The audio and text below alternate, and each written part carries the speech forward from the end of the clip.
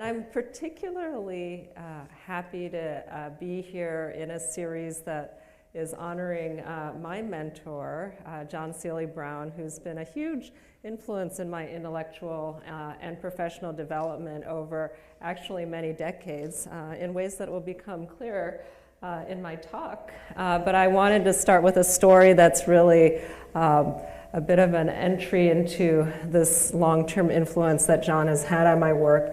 When I was a graduate student at Stanford, I would hang out at Xerox PARC during the reign of JSB, and I was working with a group who was doing research and development around those text-based online worlds that were big in the early 90s, MUDs, MOOs. Sounds a lot like MOOCs, but they're not MOOCs. But they were the equivalent of their time in a lot of ways. And I remember talking to one of my teammates, and I was, I've always been interested in kids and gaming and play, and I was like, isn't it going to be cool when games get really networked on the internet? And then he looks at me, not critically, but just puzzled, and says, wait, isn't the internet for work?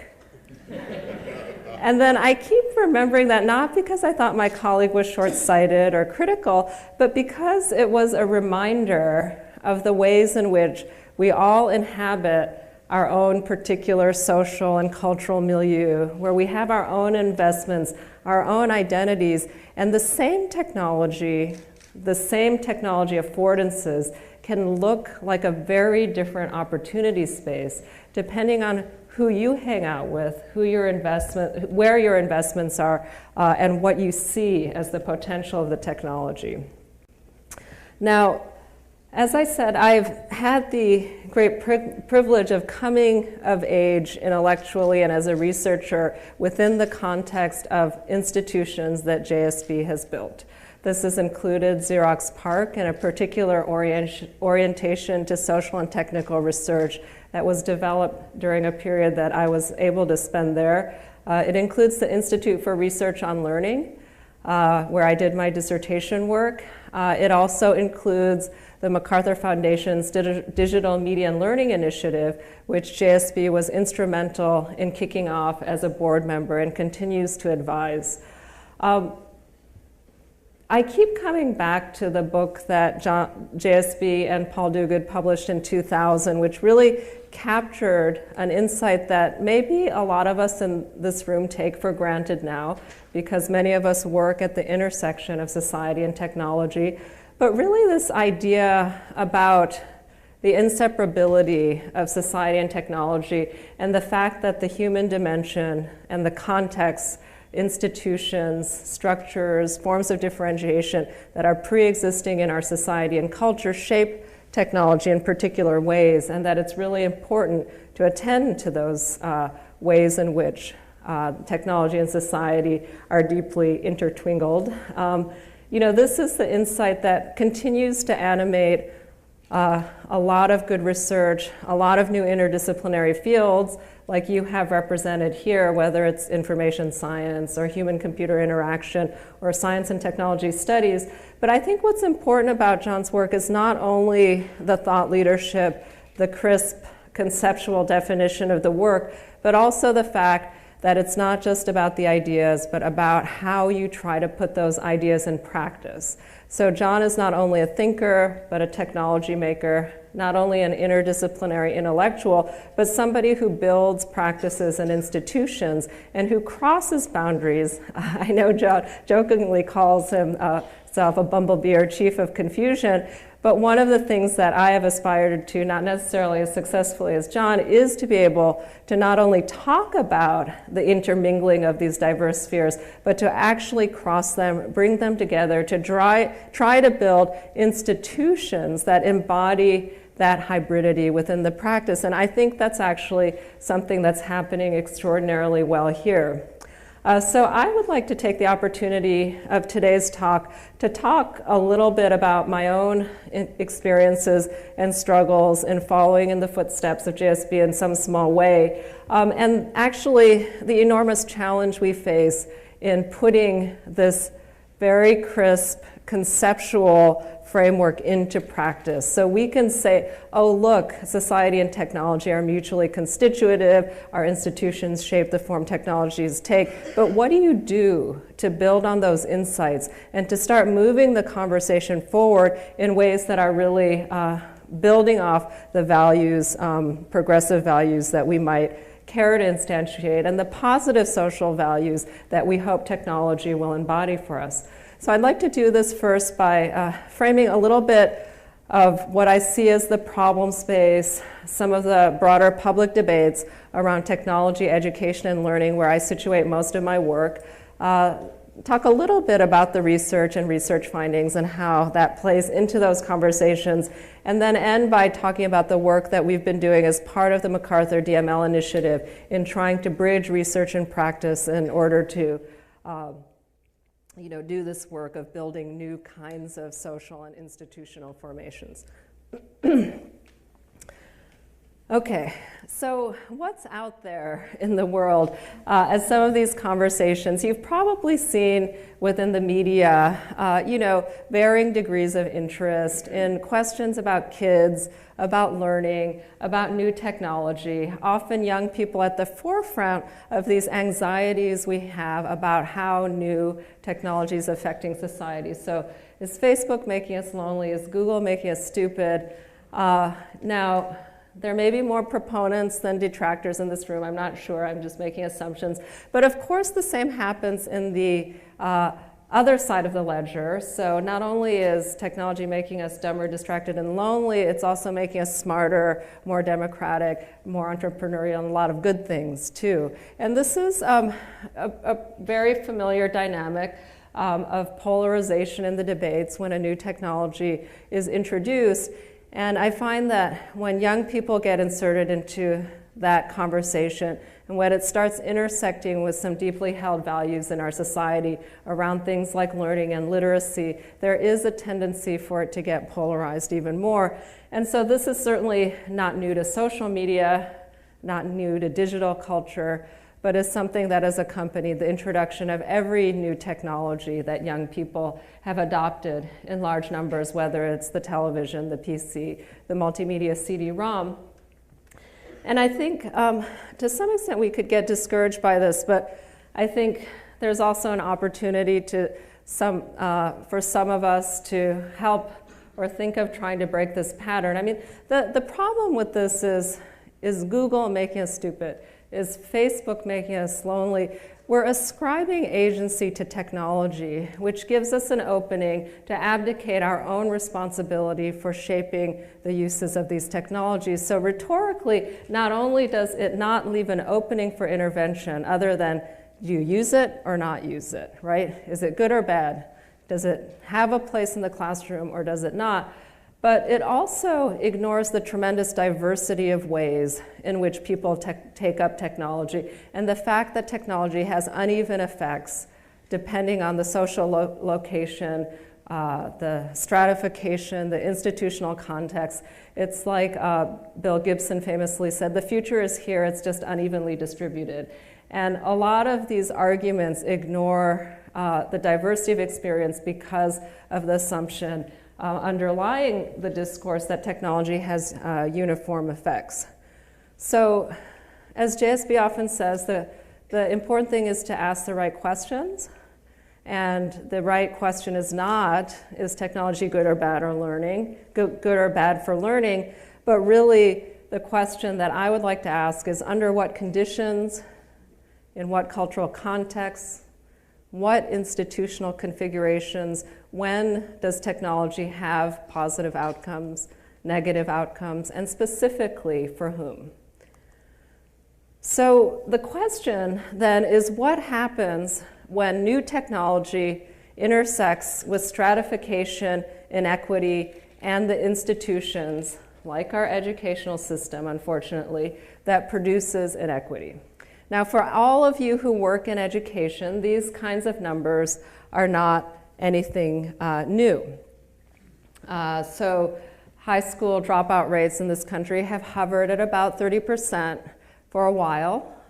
For Black, Latino, and Native American youth, that number is about 50%. Now, of course, there's tons of indicators of educational stratification, so it's not that I intend to privilege this one in particular, but I think that when we talk about new technology without beginning first with stratification, when we're dealing with something like an entrenched institution like education, then it becomes very difficult to get concrete and specific about the right kinds of designs and interventions. And otherwise, the technology just becomes another technique that gets mobilized more effectively by privileged kids. So part of what I think is important in framing the conversation, the questions, is to look at educational privilege in terms of, in some ways, the existing institutions that stratify and sort and divide kids, but also to start considering how the technology may start changing those dynamics of privilege and access in new ways. So my feeling is that more and more we're entering an era, and this is something John talks and Doug talk about in their New Culture of Learning book, is we're entering an era when the kind of learning that really starts to matter is not just the getting good grades, going to a good school. Like, college completion matters more than ever in traditional outcomes, but there's also this need for a more entrepreneurial, self-directed learner who really understands how to make use of the informal learning opportunities, the demand-driven ecosystem of information. And that's what we're really finding in highly successful, what is sometimes called creative class kind of youth and careers, that there's this new learning dynamic that's emerging that isn't just about the formal achievement, but is about what I suspect many of us in this room do when we want to learn something new, which isn't necessarily to go take a class, but to go online, to connect to other people who have expertise, to understand an ecosystem and a flow of information and expertise in social relationships that enables us to learn something new that's demand-driven rather than the banking model of education that Freire has critiqued so effectively. So I want to take a quick body poll, take the temperature of those of you in this room, just in terms of your own feelings about the possibilities of how internet is changing learning and research. So if you could show me with your thumbs, where thumbs up is it's totally, like the online world, digital, social media has completely transformed the way I learn, access information, and do research. Where thumbs down is like it's actually made things worse. I'm distracted, I can't find anything, I'm overwhelmed with information. It's really just a negative effect on my learning and research. Where sideways is some good and some bad. Definitely good things about it, but I really miss, going to paper books and, other forms of learning and reflection that I think are more valuable. So where would you put yourself? Oh, that's interesting.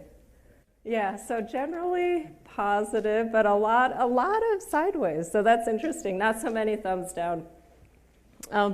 So I think what we have in this room is the new learning elite, right? So I think it's important to start thinking about educational and learning privilege as a hybrid that includes those traditional markers of privilege, but also is about the kind of what John has called the entrepreneurial learning that is happening in these highly tech-leveraged ways. The problem here, though, is that kind of learning, that informal, demand-driven learning, is not something that our public institutions of education are performing an equalizing function for. And this is where the equity thing starts becoming really, really important. So most of you have probably been aware of things like dropout rates. This is the kind of number that gets less play in the public discourse about learning and education because people tend not to look at the informal and out-of-school space.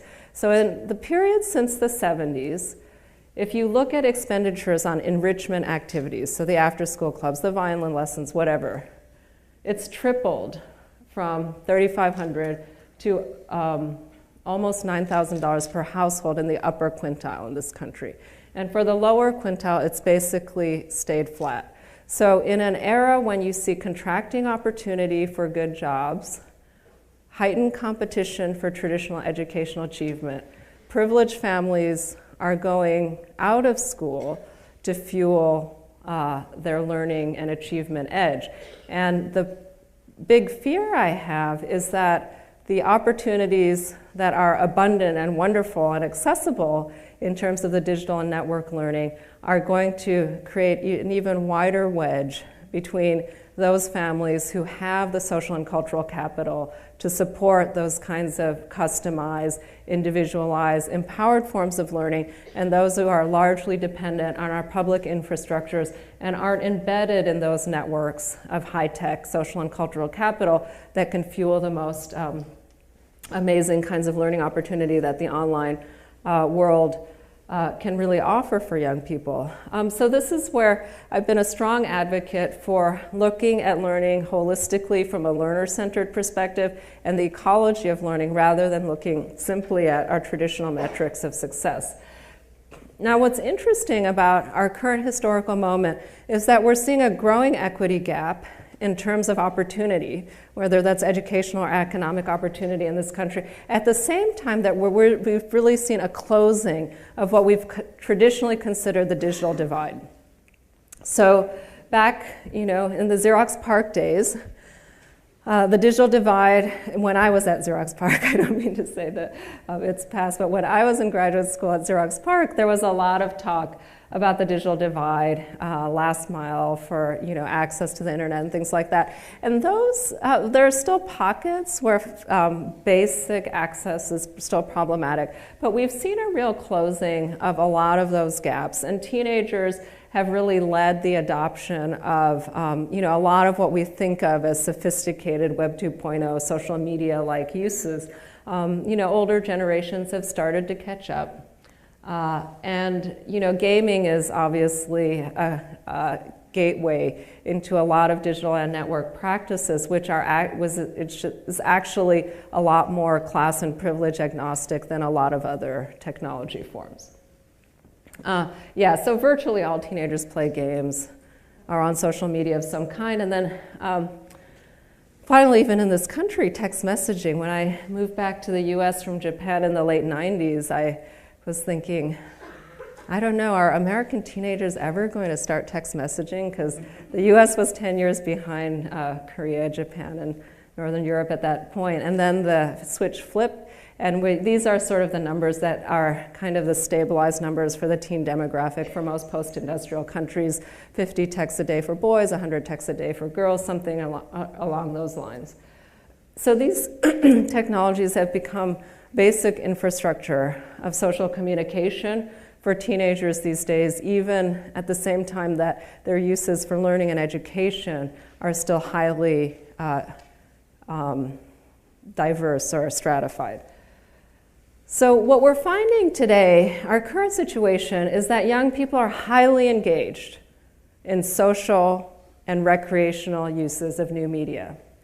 They have a lot of interests. They care about their peers. But there's a big engagement gap between where kids are and the kinds of opportunities that technology can offer in opening up doors to opportunity in their future adult lives, whether that's academic achievement, civic and political engagement, or economic opportunity. And there is still a big gap, a generational gap, and a gap in our institutions, particularly our public serving institutions, in order to mediate that gap. Now, my problem with the concern about individual outcomes, whether that's distractibility or loneliness, is not that those things aren't important, but they detract attention from what I think is the more pressing problem and set of questions we need to be asking for, that the more pressing set of risks, which is the risk of a profound and growing equity gap between those with educational privilege and those without. And this rarely makes it into the public conversation around technology and education. Now, what do we do about it as researchers, technology makers, progressive educators? So just to rewind a little bit to some of the work that Jeff mentioned that came out of the first round of funding of the then nascent Digital Media and Learning Initiative that MacArthur funded.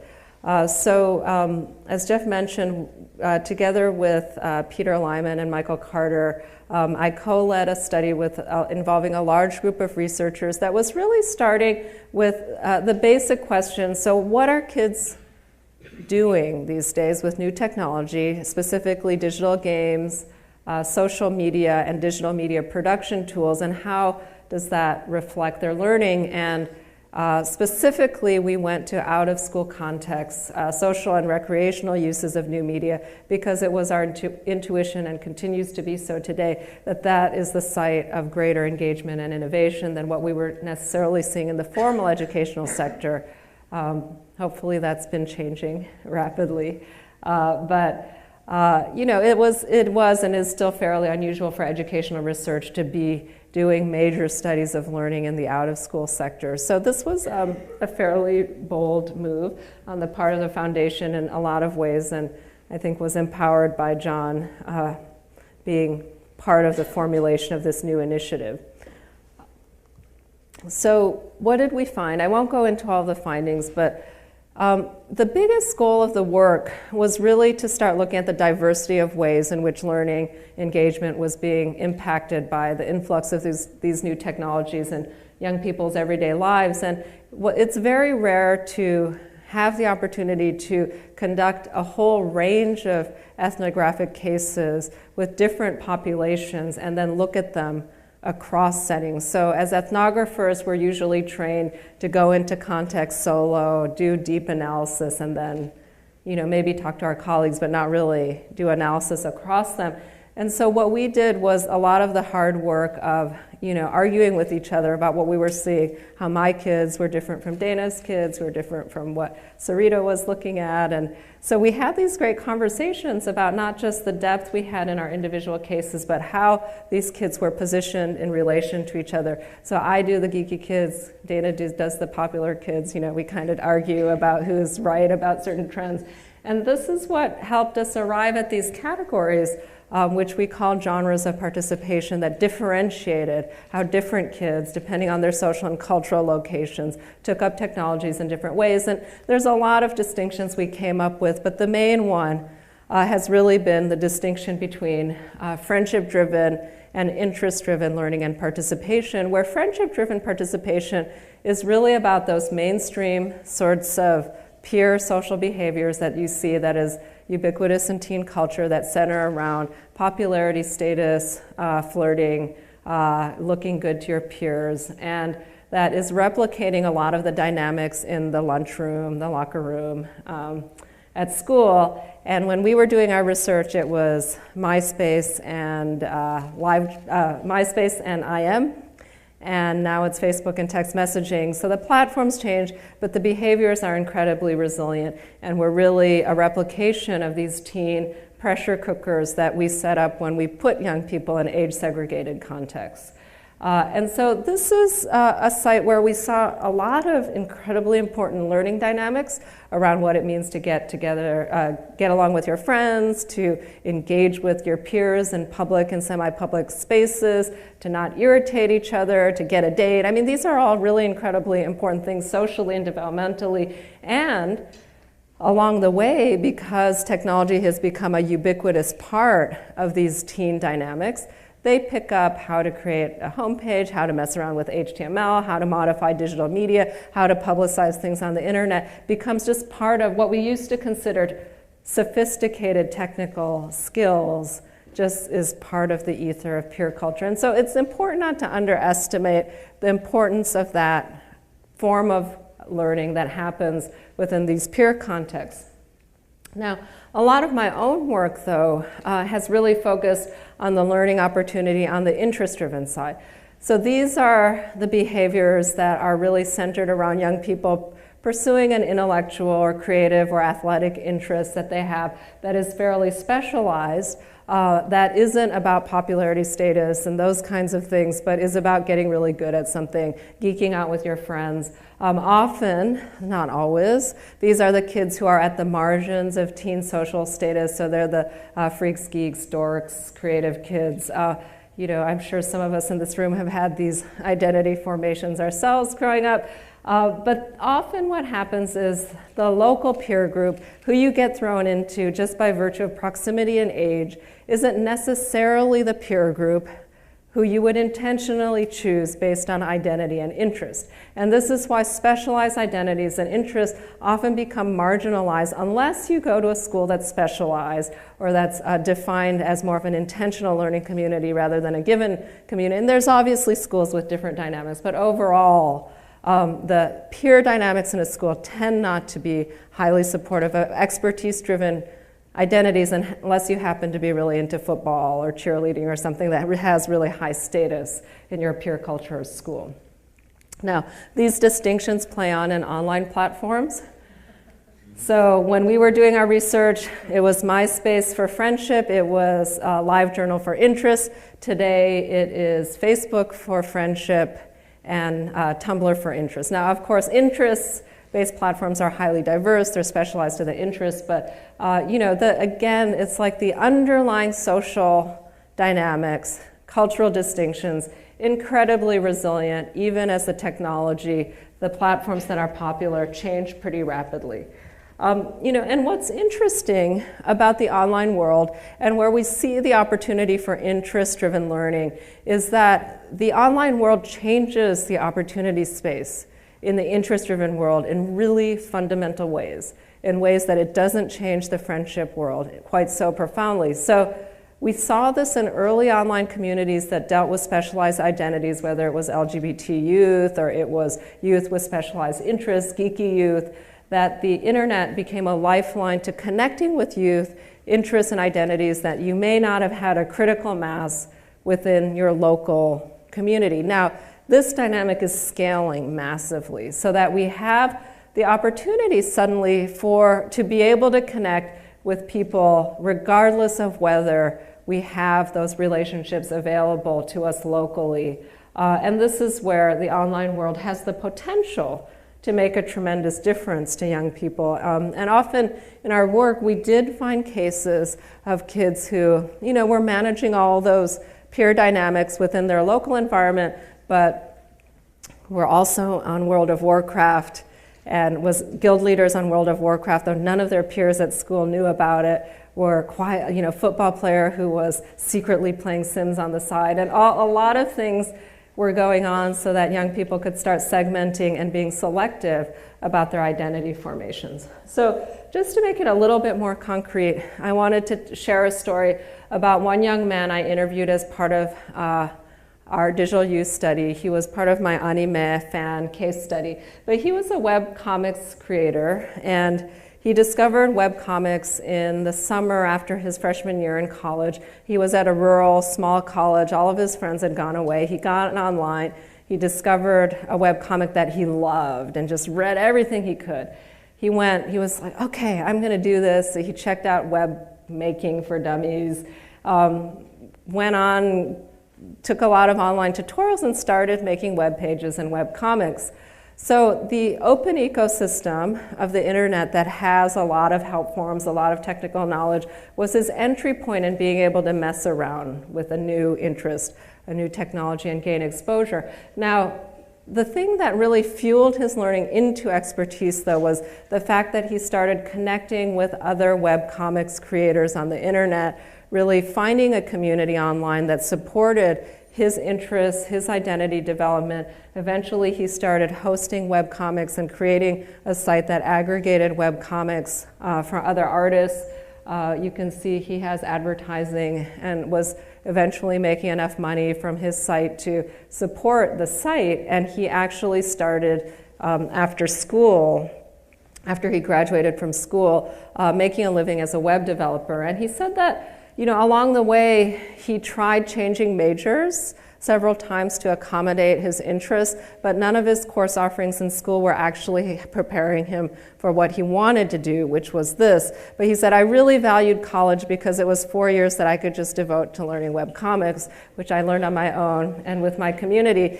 And so when I interviewed him, he was making a living as a web developer. By the time the book was published, he was actually making his living full-time on webcomics by selling merchandise related to his work. So he's an interesting case of a self-directed learner, who was able to take that opportunity, that space of what you think of as your time in higher education to make a school to career transition, but did it in a very self-directed way that made use of not only the content resource, but also the community resources on the internet. And so when you look at Dave's learning ecosystem, he started with a passionate interest that he discovered because of the internet. But then the way that he was able to get good at it was he took to the internet to develop a set of peer relationships that centered on his interests. Now, he still hung out with his friends at college, so it wasn't as if he was socially isolated locally, but he had a new community that was highly targeted and specialized in what he was interested in. And what was interesting about Snafu Dave that made him different from almost every other young person we interviewed, although there were a handful of cases like him, is that he was able to connect the learning he was doing in the informal space, in the peer, social, and the interest-driven space, and make it relevant, not directly for his academic achievement, but certainly for economic opportunity. And it's very, very rare that kids are able to close that loop. Right? This is difficult because our institutions don't actually support the connections. But this is where we see the real opportunity space. So can we start thinking about drawing the connections between these spheres of learning now that we're seeing an explosion of opportunity in the interest and peer-driven space? And what would it take to start supporting the kind of learning that a highly activated and resourceful learner like Snafu Dave was achieving? And so we saw a few cases of kids who are really passionate, who are really resourceful, who are able to pull this all together. Most kids aren't like that. Most people aren't like that. We tend to require a little bit more supports, a few more invitations, institutional warrants in order to be able to build connections like this. And so the moral of the story is not that the internet creates kids like Snafu Dave, it's that it won't without much more principled, well-directed kinds of educational interventions that really look at the opportunity space in new media in a way that is much more ecological and that attends to the whole learning ecosystem rather than starting only from this sphere of formal education. So, in the aftermath of the digital youth study, by the time we finished, the Digital Media and Learning Initiative had become the centerpiece of MacArthur's funding and education. And we've had the great benefit of having a really interesting coalition of researchers and practitioners that we've been working in to build on some of the exploratory findings that came out of our work, the work of Henry Jenkins in looking at new media literacies as some of the first kinds of efforts out of the gate. We're involved in sort of in the middle of a new round of empirical work that's looking not just at what young people are doing today already and they're out in the wilds of the internet, but saying how do you take that learning and engagement and make it consequential for civic and political engagement, which is the goal of the Youth and Participatory Politics Research Network, and for academic outcomes, which is the focus of the Connected Learning Research Network that I lead. Now, a big question is, given that we're doing research on how these dynamics work in online environments, the distribution and equity issues in relation to opportunity, what is the role that technology can make? And we get asked this all the time, right? Does connected learning require technology? Can technology make a difference? And I started by making an argument against technological determinism, but it's also really important to recognize and be smart about what it actually does help us do in terms of social change. And I think it's an interesting moment right now because suddenly the conversation around technology and education is really center stage in a way that it hasn't been for a long time because of these MOOCs and new experiments in the online space. And I think there's both an opportunity and risk inherent in existing incumbent institutions taking a very large interest in these kinds of opportunities for online content and learning. So I'm sort of curious, could I get a show of hands of how many people have taken an online course, not necessarily a MOOC, but any kind of online course? Wow, that's a lot of people.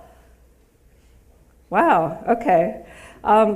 So okay, let's do another, since so many of you have, but for everybody, not just even if you've taken a course or not, how positive or negative do you feel about online courses in making a positive difference to education? Up or down? Oh, interesting. Okay, the room is really divided on this one. Huh. Well, it's a good indicator that there's openness in the conversation. So we're really early in this conversation, right? So this is the community who needs to be engaged in it. So, and there's a lot of attention. So, it's one of the problems and opportunities we've been handed. Now, the MOOC thing isn't new, right? There's been online lessons and lectures for quite a while on the internet. It's just the big difference is that it's Stanford and University of Michigan. There's a big difference when the institutional actors get into this. Now, I think what's interesting for me as somebody who's been sort of agitating at the margins of this kind of stuff for a while is not only just how the conversation changes when the big boys enter the room, but also the focus on content delivery, right? Which is incredibly important, right? Like, what's not to love about free and open learning content on the internet that's accessible and that is often coming from elite institutions and really, really respected professionals in the field. On the other hand, it's interesting how much more attention gets paid when the model replicates what people are familiar with in education. So I think the idea of lectures being online is something that is easy for people to understand, is easy for people to deliver, is an absolutely essential part of the online ecosystem, but is just one part of the ecosystem. So that's the risk, right? You don't want the silver bullet approach by thinking if you push content down pipes, learning will happen. But you need the content down pipes, so you certainly don't want to discourage that from happening. Now, Khan Academy is obviously the other site that's getting a lot of attention in this space in addition to the MOOCs. Again, what's not to love about free content and this guy who's really motivated by a spirit of public service, which has been really, really impressive. I think since Khan Academy launched, the tech sector has really jumped on it as a solution to the problems in education. I think educators haven't been quite as enthusiastic, especially math teachers. And they have rightly pointed out in a way that Khan himself has been very open to critique about, that it's not just content expertise, but it's actually pedagogical expertise that matters as well. And so a couple math teachers did a Mystery Science Theater type video critique of one of Khan's lessons. That got taken up quite a lot. He actually changed his lessons based on the critique, but then a group of ed bloggers sponsored a video contest, a teacher video contest to do critiques of Khan's videos. And sort of the takeaway of one of the ed bloggers, Justin Reich, was that we were promised jetpacks and we got lectures, which is a really good reminder of how early we are in the innovation cycle on this, and is certainly not meant to be a discouragement. But I think it's just a reminder that we have a lot of pieces to put together, and that just putting content out there is a starting point, but not the ultimate answer necessarily. Now, the other opportunity spaces around technology, social media, network media, and learning that I think get much less attention but deserve so much more attention are two aspects. One is self-expression, right? So we know that digital technologies have radically reduced the cost and accessibility of creating media stuff, content, and sharing it online. This is a learning space, right? So it's not just a sharey space, it's a learning space. And this is the piece that it's harder because it's not standardized content. We're not in control of it. But this is the kind of stuff that I've been really interested in studying when looking at kids' organic interest communities. And you're seeing platforms like Instructables that is really optimized for this kind of peer learning and sharing. Now, a lot of this stuff happens organically in online interest groups, but there are groups like Peer-to-Peer University who are explicitly designing for peer learning kinds of dynamics in different areas of interest.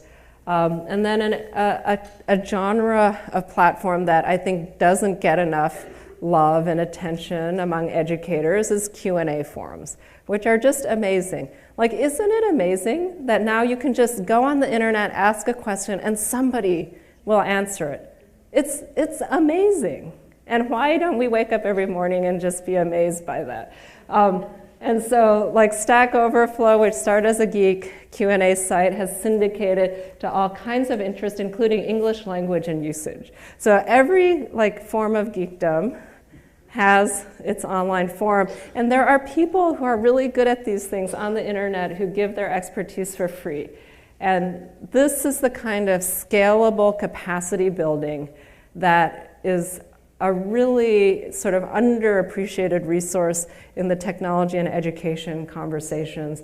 And if we could connect those up to some of these bigger, more formal kinds of educational platforms in ways that are not institution specific, but are about open, about capacity building, I think we have a ton of potential. The other piece is the diversification of interests that happens when you are looking at open and social. So it's not just that you have the opportunity for individuals to share and create, but the fact that you can proliferate niche communities and they can get more specialized, and suddenly you have an opportunity to reach diverse young people where they are. And it's not just like Stack Overflow started with the geeky coder communities, white male geeky, the traditional internet communities, but the internet's not just for geeks anymore. And so one of the case studies we've been looking at is Ravelry.com, which is a fiber arts community where kids learn to do really hard things, like making a knitting pattern is really, really hard.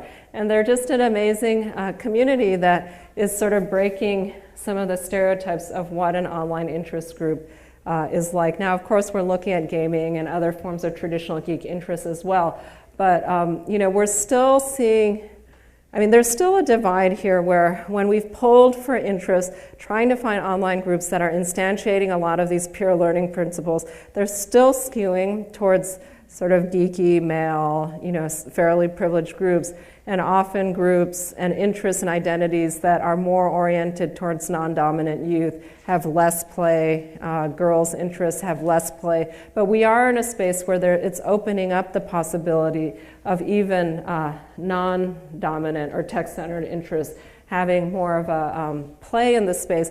And it's really about, again, diversifying pathways, growing capacity instead of this bottleneck, winner-take-all, narrow pathway approach to what the online world can offer for learning.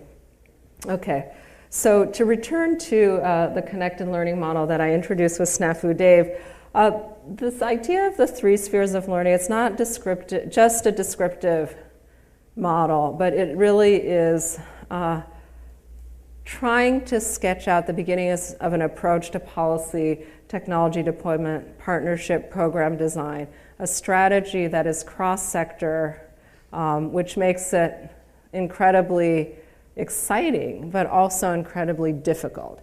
because it forces us to do what JSB has done in his career, is cross the public and private sectors, to cross institutional boundaries. We are working, like I don't know any other initiative that is working with the Institute for Museum and Library Services, Lady Gaga, and Team Liquid of StarCraft. You know, it's like, it's about coalition building and finding the points of shared purpose across these sectors that don't traditionally work together, that may not always see themselves as educational entities. A lot of the tech sector, like, I don't know that Google thinks of themselves as an education business, but they are in the business of education. They have the platform where more learning happens every day than anywhere else in a lot of ways.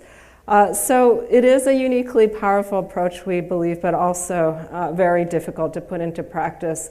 It's really about broadening the partnerships, the access points and pathways so that young people from diverse walks of life, diverse interests can have not only entry points, but ways of deepening and finding more social supports for their interests. So it's not just the math geek or the football star who has that experience of really having their identity and interest in learning supported, but kids with a much more diverse range.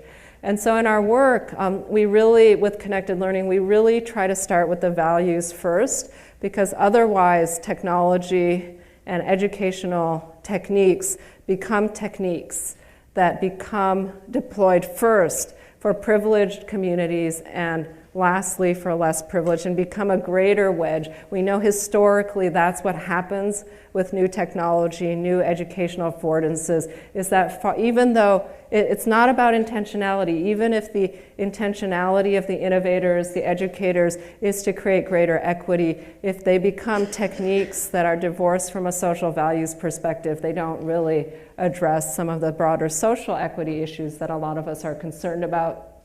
At the same time, we are trying to drill down into the design principles and technique layers. So what does it really look like when you have a high-functioning connected learning environment? We're still really early in this work, and we're really trying to develop cases, examples, design experiments. If you look at our site, connectedlearning.tv, we're starting to curate some of these cases. We'd love to have more examples. We're trying to initiate a conversation about whether the model is right, what are examples of it, what are the challenges. One of the first sort of flagship examples we have is the UMedia site, where in the main downtown library in Chicago, the library gave the MacArthur Foundation and Pearson an opportunity to rebuild 5,500 square feet in the first floor for a teen-centered new media center, and they built it around a lot of our findings from the digital use study, where they built a social space that young people were allowed to hang out, bring food, play rock band, but they were also able to connect with mentors in areas of expertise, take workshops, and really pursue geeked out interests. There was debate initially about whether they should move their teen stack into the space. They did. The librarians were thrilled that the circulation of the teen collection went up tenfold after the center opened. So this has been really fun. You walk into the space and you get the model right away. Katie Salen's Quest to Learn schools, there's 2 open right now, middle schools, one in New York, one in Chicago. Middle schools based on a game-based pedagogy where all of the curriculum and state standards were organized around these quests, where things like fractions and writing are learned in a need-to-know basis, while kids try to go through a fantasy narrative of like getting troggles off the island. By the way, you have to understand buoyancy and fractions and things like that. So games, not in literally electronic games, but a game-based pedagogy, meeting kids where they are, trying to start there and connect to academic subjects. And then a little experiment that I'm involved in more on the technology side. So like there's this feeling I have that for every learner, there is a teacher and an expert that can help them. And the internet should be able to help with that problem. So we're trying to do an experiment of matching coaches, teachers, mentors in area of interest with kids. and see if those sorts of relationships could really help fuel kids' learning and expertise development. And it's amazing. There's obviously obvious reasons why this is a thorny area. You know, introducing kids to strangers on the internet isn't going to win a lot of popularity contests and some of the rhetoric around this stuff. But when you really look at, you know, the issues of safety, what really has a transformative influence on young people's learning in an area of interest, being able to connect with a young person or a grown-up who's a real, authentic hobbyist and expert in an area that a kid is passionate about is really, really transformative. And the internet is a lot safer than real-life relationships in a lot of ways in terms of people being able to interact with each other around these sort of specialties. So that's just an area we're starting to experiment in. I know a lot of you are aware of our work with the Mozilla Foundation and their open badging infrastructure.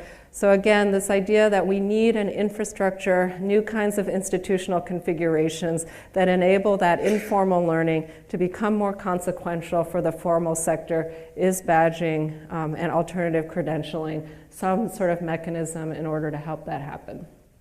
Okay, so those are just some examples of the efforts we're making in trying to really take that recognition that it's not just the technology, but it's the specific social context and infrastructures and institutional innovations that are necessary for technology to have a positive transformative effect in education. Here's just some of the sites where we're trying to build community, to share some of our learning on the research side.